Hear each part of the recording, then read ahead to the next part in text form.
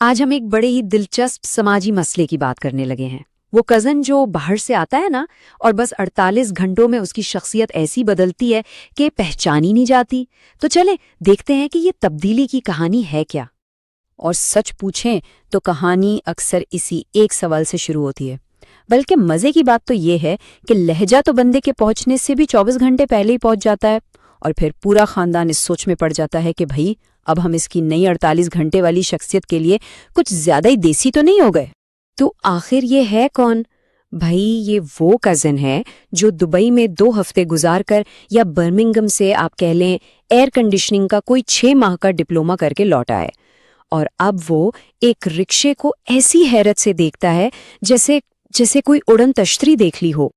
اب اصل دلچسپ بات یہ ہے کہ یہ جو پوری تبدیلی ہے نا، یہ بڑے واضح مراحل میں ہوتی ہے، اور سب سے کمال بات، یہ سارا کچھ عام طور پر پہلے 48 گھنٹوں میں ہی ہو جاتا ہے۔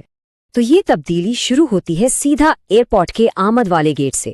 بندہ باہر نکلتا ہے اور السلام علیکم کی جگہ ایک اونچی آواز میں ہے گائز سننے کو ملتا ہے۔ پھر وہ گرمی کو دیکھ کر کہتا ہے، وہی گرمی جس میں وہ پلا بڑا ہے، اوہ خدایا یہاں کی نمی تو بہت دیہاتی سی ہے۔ دیہاتی؟ ارے بھائی 3 مہینے پہلے اسی گرمی میں لوکل بس کی سیٹ کے لیے ایسی لڑائی ہو رہی تھی جیسے یہ تخت کی آخری جنگ ہو۔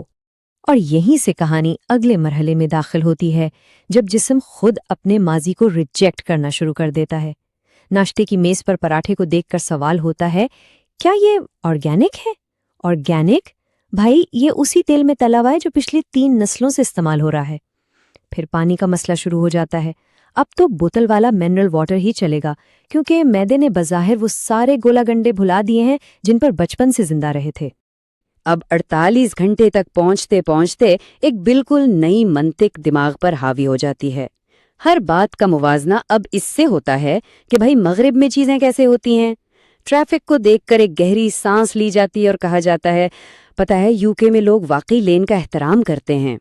تو اصل نقطہ ان نئے اصولوں اور کچھ ہی عرصہ پہلے کے رویوں کے درمیان جو واضح فرق ہے وہ ہے لین کا احترام۔